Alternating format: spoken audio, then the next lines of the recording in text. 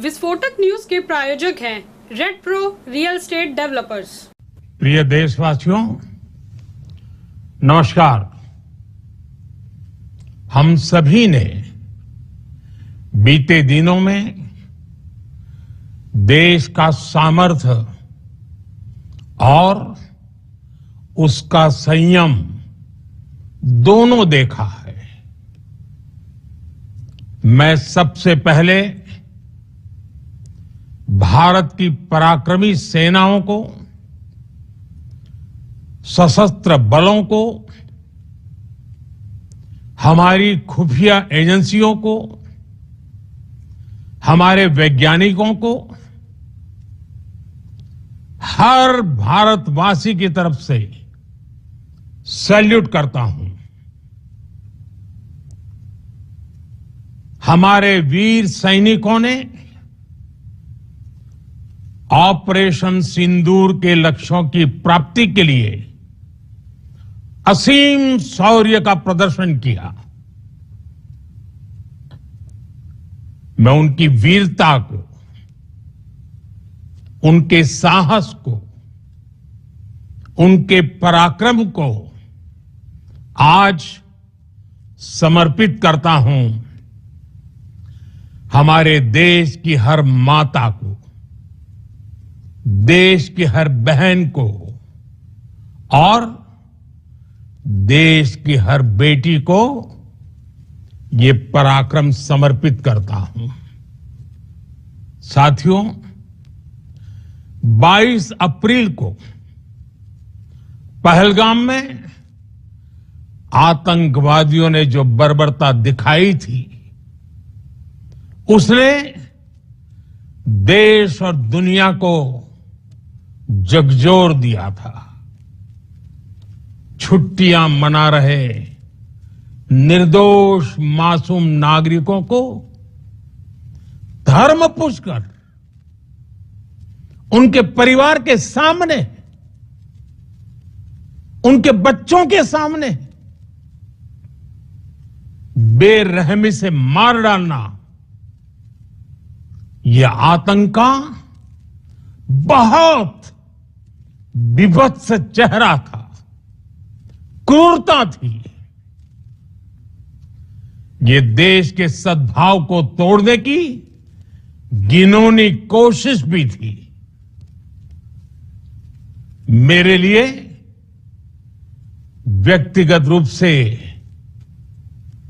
ये पीड़ा बहुत बड़ी थी। इस आतंकी हमले के बाद सारा राष्ट्र, हर नागरिक, हर समाज, हर वर्ग, हर राजनीतिक दल एक स्वर में आतंक के खिलाफ कड़ी कार्रवाई के लिए उठ खड़ा हुआ। हमने आतंकवादियों को मिट्टी में मिलाने के लिए भारत की सेनाओं को पूरी छूट दे दी और आज हर आतंकी, आतंक का हर संगठन जान चुका है कि हमारी बहनों बेटियों के माथे से सिंदूर हटाने का अंजाम क्या होता है। साथियों, ऑपरेशन सिंदूर ये सिर्फ नाम नहीं है, ये देश के कोटि कोटि लोगों की भावनाओं का प्रतिबिंब है। ऑपरेशन सिंदूर न्याय की अखंड प्रतिज्ञा है।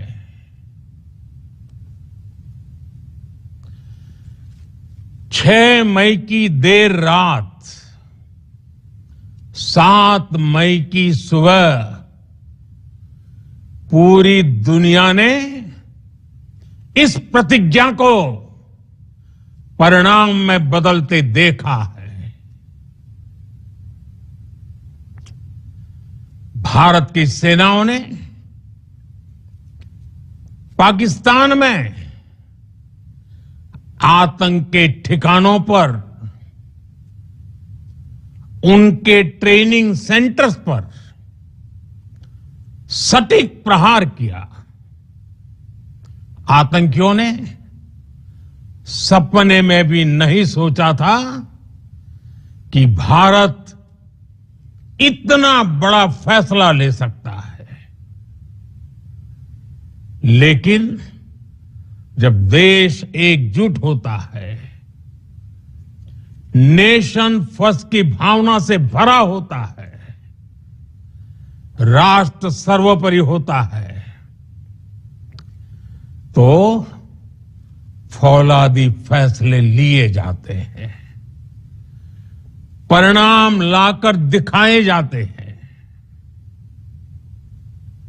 जब पाकिस्तान में आतंक के अड्डों पर भारत की मिसाइलों ने हमला बोला,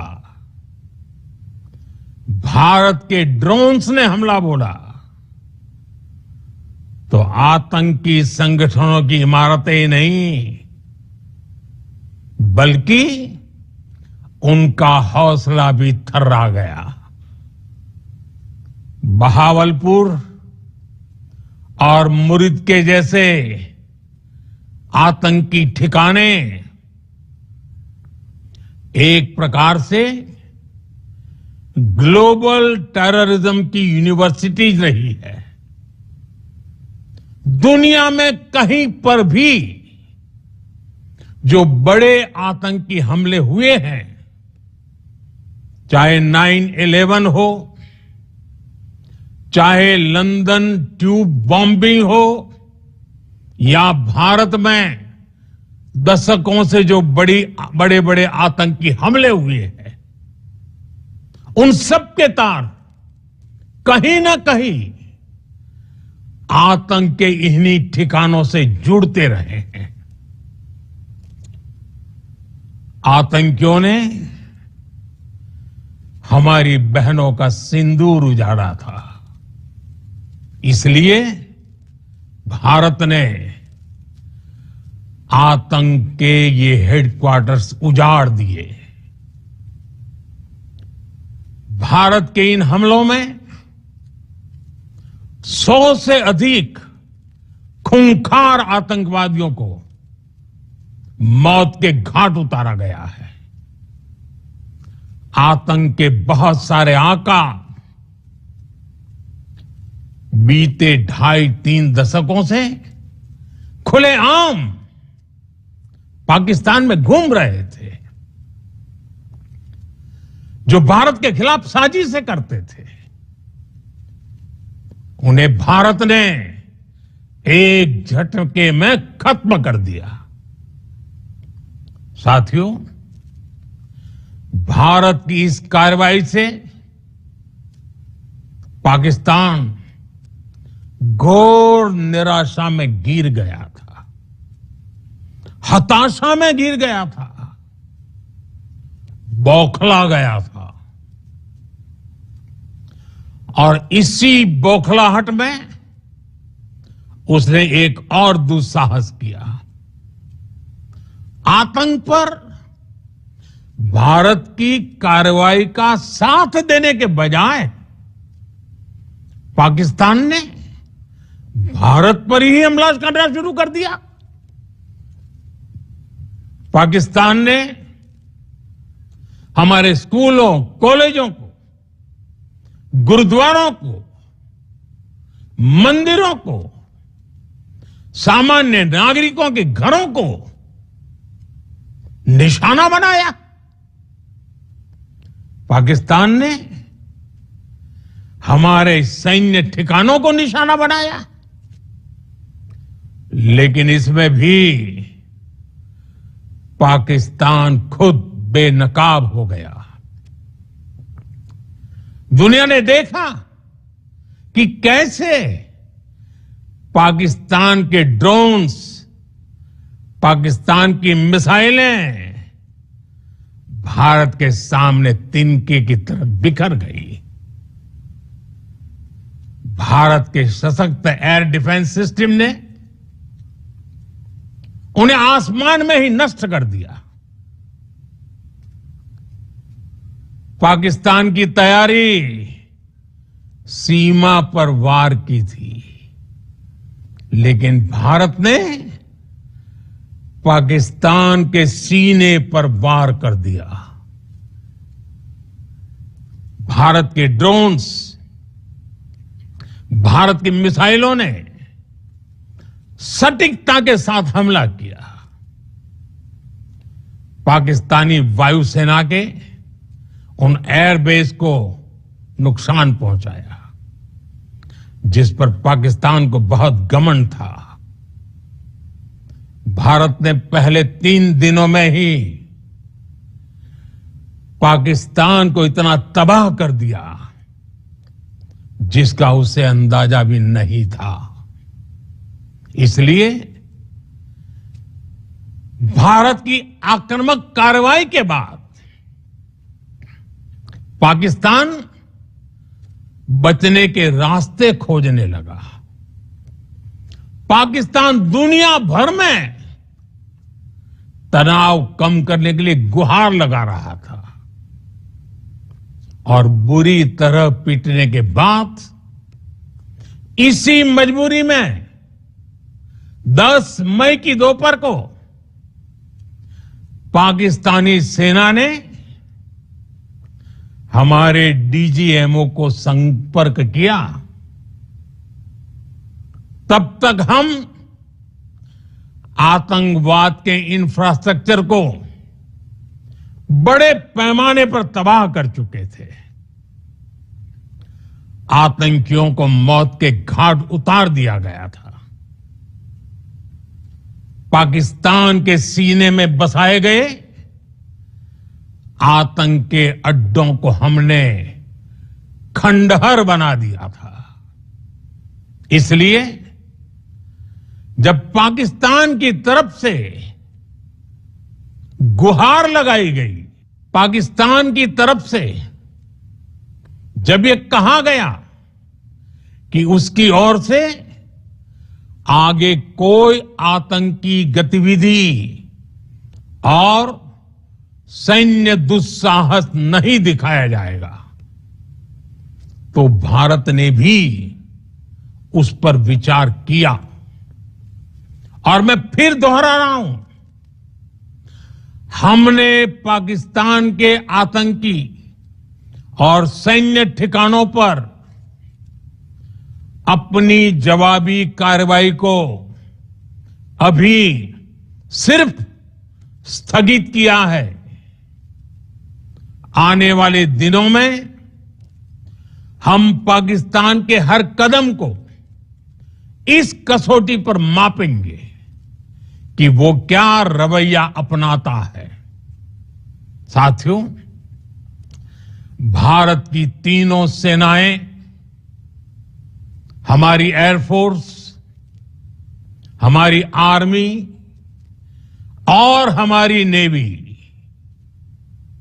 हमारी border security force BSF, Bharat के अर्धसैनिक बल लगातार अलर्ट पर है। सर्जिकल स्ट्राइक और एयर स्ट्राइक के बाद अब ऑपरेशन सिंदूर आतंक के खिलाफ भारत की नीति है। ऑपरेशन सिंदूर ने आतंक के खिलाफ लड़ाई में एक नई लकीर खींच दी है, एक नया पैमाना, न्यू नॉर्मल तय कर दिया है। पहला, भारत पर आतंकी हमला हुआ तो मुंह तोड़ जवाब दिया जाएगा। हम अपने तरीके से, अपनी शर्तों पर जवाब देकर रहेंगे। हर उस जगह जाकर कठोर कार्रवाई करेंगे जहां से आतंक की जड़ें निकलती हैं। दूसरा, कोई भी न्यूक्लियर ब्लैकमेल भारत नहीं सहेगा। न्यूक्लियर ब्लैकमेल की आड़ में पनप रहे आतंकी ठिकानों पर भारत सटीक और निर्णायक प्रहार करेगा। तीसरा, हम आतंक की सरपरस्त सरकार और आतंक के आकाओं को अलग अलग नहीं देखेंगे। ऑपरेशन सिंदूर के दौरान दुनिया ने पाकिस्तान का वो घिनौना सच फिर देखा है, जब मारे गए आतंकियों को विदाई देने पाकिस्तानी सेना के बड़े बड़े अफसर उमड़ पड़े। स्टेट स्पॉन्सर्ड टेररिज्म का ये बहुत बड़ा सबूत है। हम भारत और अपने नागरिकों को किसी भी खतरे से बचाने के लिए लगातार निर्णायक कदम उठाते रहेंगे। साथियों, युद्ध के मैदान पर हमने हर बार पाकिस्तान को धूल चटाई है और इस बार ऑपरेशन सिंदूर ने नया आयाम जोड़ा है। हमने रेगिस्तानों और पहाड़ों में अपनी क्षमता का शानदार प्रदर्शन किया और साथ ही न्यू एज वॉरफेयर में भी अपनी श्रेष्ठता सिद्ध की। इस ऑपरेशन के दौरान हमारे मेड इन इंडिया हथियारों की प्रामाणिकता सिद्ध हुई। आज दुनिया देख रही है 21वीं सदी के वॉरफेयर में made in India defence equipments, इसका समय आ चुका है। साथियों, हर प्रकार के आतंकवाद के खिलाफ हम सभी का एकजुट रहना, हमारी एकता हमारी सबसे बड़ी शक्ति है। निश्चित तौर पर ये युग युद्ध का नहीं है, लेकिन ये युग आतंकवाद का भी नहीं है। टेररिज्म के खिलाफ जीरो टॉलरेंस, ये एक बेहतर दुनिया की गारंटी है। साथियों, पाकिस्तानी फौज, पाकिस्तान की सरकार जिस तरह आतंकवाद को खाद पानी दे रहे हैं, वो एक दिन पाकिस्तान को ही समाप्त कर देगा। पाकिस्तान को अगर बचना है तो उसे अपने टेरर इंफ्रास्ट्रक्चर का सफाया करना ही होगा। इसके अलावा शांति का कोई रास्ता नहीं है। भारत का मत एकदम स्पष्ट है। टेरर और टॉक एक साथ नहीं हो सकते। टेरर और ट्रेड एक साथ नहीं चल सकते और पानी और खून भी एक साथ नहीं बह सकता। मैं आज विश्व समुदाय को भी कहूंगा, हमारी घोषित नीति रही है अगर पाकिस्तान से बात होगी तो टेररिज्म पर ही होगी। अगर पाकिस्तान से बात होगी तो पाक ऑक्यूपाइड कश्मीर पीओके उस पर ही होगी। प्रिय देशवासियों, आज बुद्ध पूर्णिमा है। भगवान बुद्ध ने हमें शांति का रास्ता दिखाया है। शांति का मार्ग भी शक्ति से होकर जाता है। मानवता शांति और समृद्धि की तरफ बढ़े, हर भारतीय शांति से जी सके, विकसित भारत के सपने को पूरा कर सके, इसके लिए भारत का शक्तिशाली होना बहुत जरूरी है। और आवश्यकता पड़ने पर इस शक्ति का इस्तेमाल भी जरूरी है। और पिछले कुछ दिनों में भारत ने यही किया है।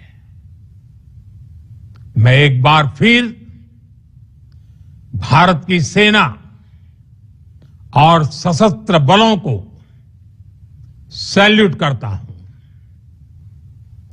हम भारतवासी के हौसले,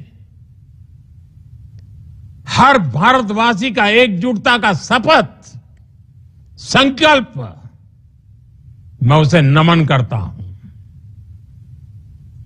बहुत बहुत धन्यवाद। भारत माता की जय। भारत माता की जय। भारत माता की जय।